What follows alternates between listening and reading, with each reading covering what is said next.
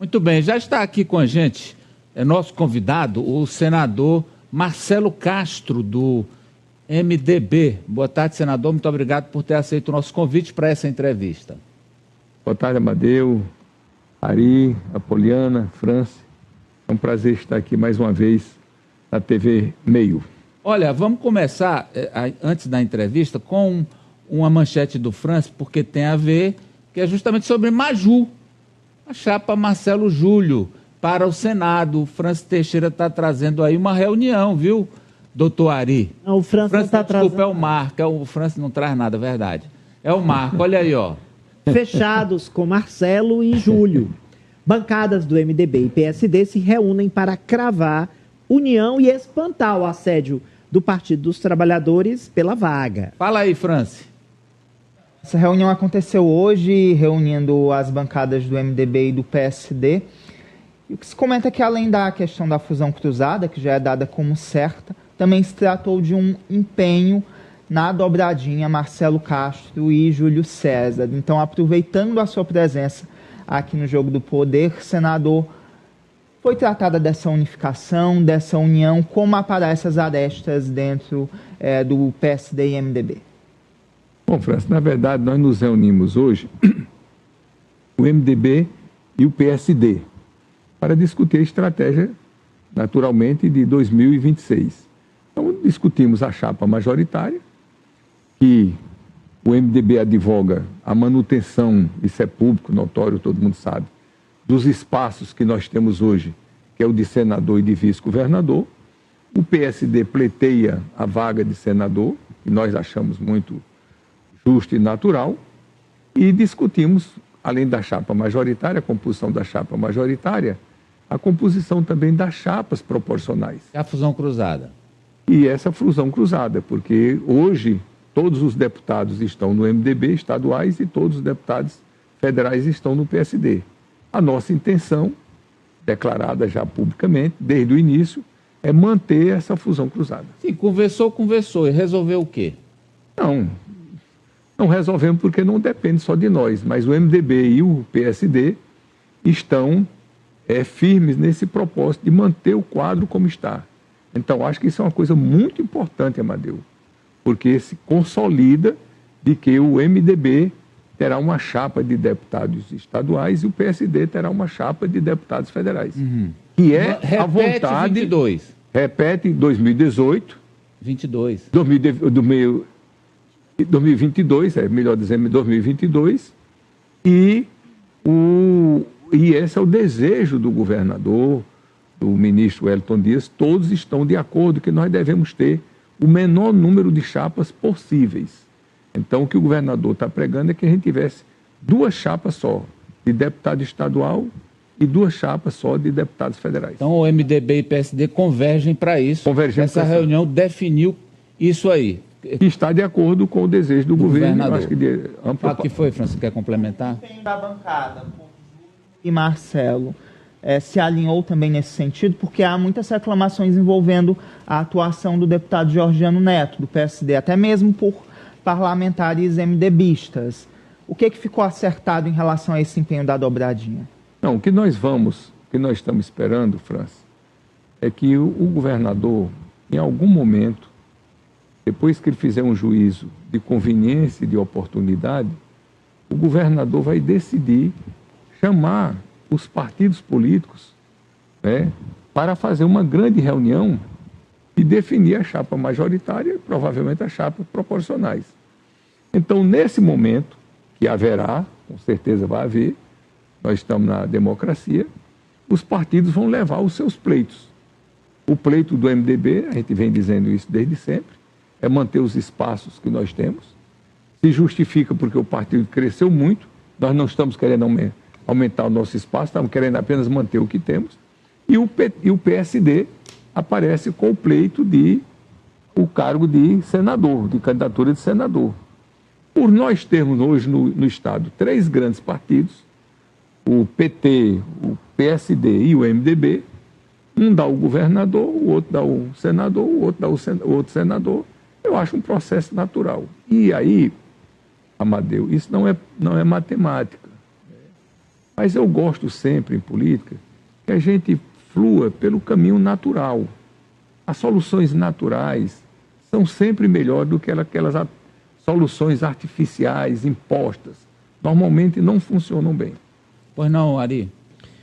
O senhor lidera a pesquisa de intenção de votos divulgada pelo Grupo MEI do Instituto Datamax. Lidera, inclusive, com uma boa vantagem, com mais de 50% das intenções de voto. São 2 votos, né? A gente sabe. E o Palácio de Karnak pretende fazer os 2 senadores. Um do PSD, outro do MDB. Júlio César e o senhor. Mas é uma discrepância muito grande entre o seu percentual e o de Júlio. Ele tem 27, o senhor 50, quase 52, né? 55. 55 a 27. Então, não tem voto casado. Não diminua meus percentuais. 55 a 27. Então, não há, evidentemente, um voto casado. Não está havendo um voto casado. Se está, a tendência é mais Ciro e Marcelo.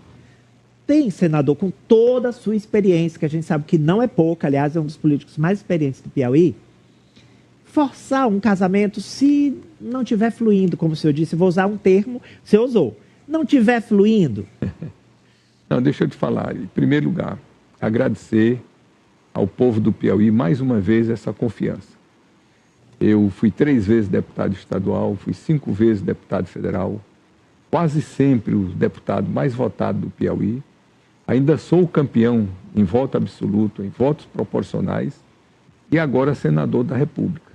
E eu vejo isso como um reconhecimento ao meu trabalho, não só agora como senador, mas o trabalho de uma vida toda, de 43 anos de vida pública.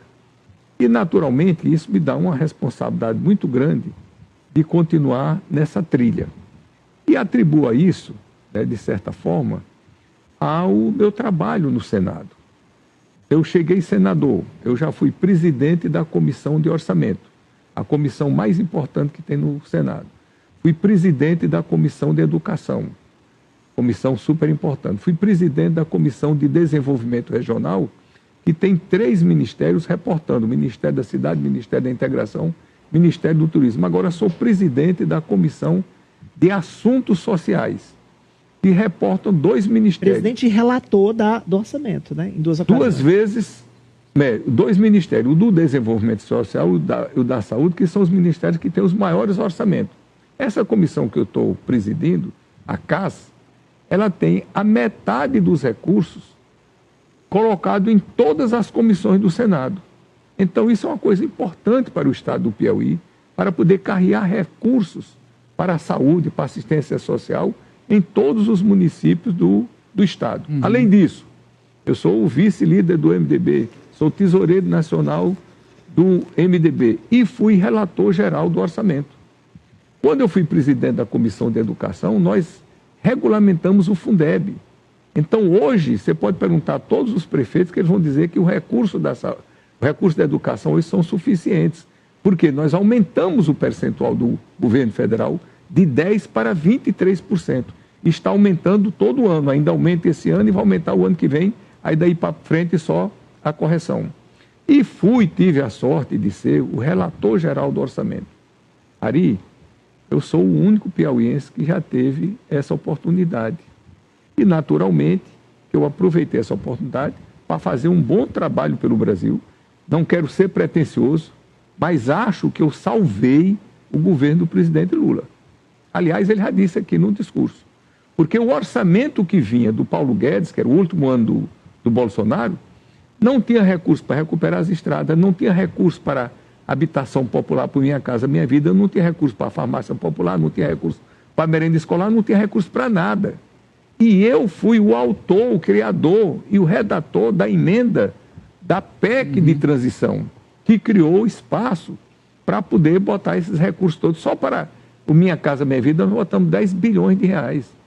Para recuperar e fazer estrada no Brasil, nós botamos 22 bilhões de reais, eram 6,7. São essas credenciais aí que o senhor... Pronto. Então, o que é que eu vejo?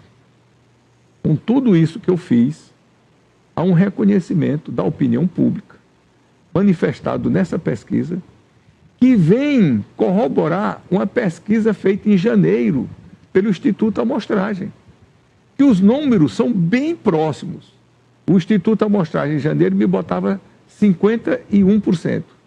O Instituto Datamax me bota 55%.